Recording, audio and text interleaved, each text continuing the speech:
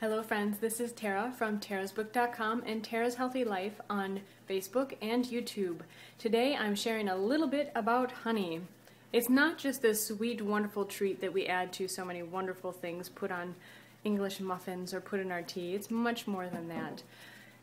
I'm going to share a quick remedy that this was used for eons, literally, to help people with symptoms of allergies, seasonal allergies in particular. Natural medicine has this concept of like curing like. So what causes an ailment or a symptom actually can end up curing it as well. This is a great example of that.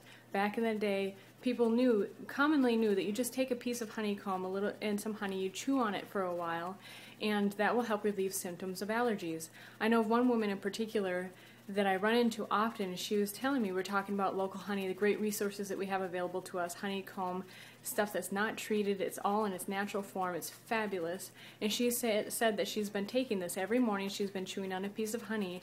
She's a person that regularly experiences really terrible seasonal allergies to the extent that she has to take drugs regularly normally.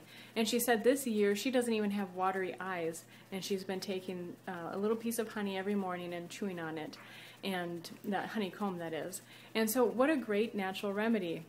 Isn't it? I think it's so fascinating that it's something that has the pieces of pollen of the plants that normally are irritants to people who suffer from allergies, but again, it's the concept of like curing like, and it actually provides relief. It's an age-old remedy. If you ask your grandparents, they probably even know about it.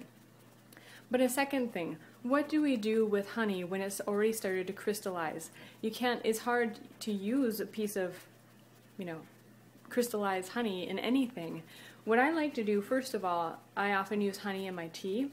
And so, for example, I just took this bottle out this morning. It's nearly totally crystallized.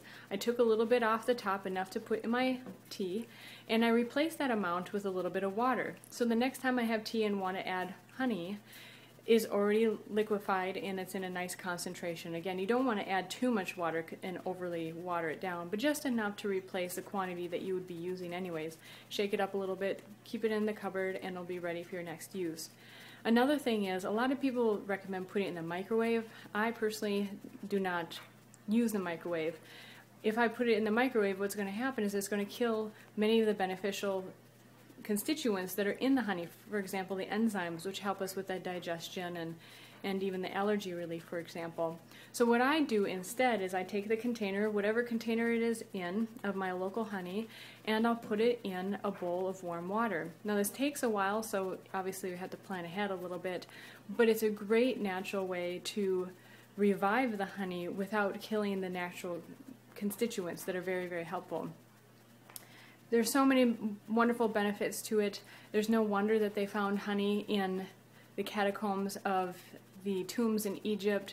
It's an age-old remedy that, it's coming, it's making its way back. It's not just this sweet treat anymore.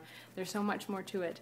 Find a local farmer near you, or if you go to your natural foods co-op, or talk to someone there. I'm sure they can put you in touch with someone who harvests it locally.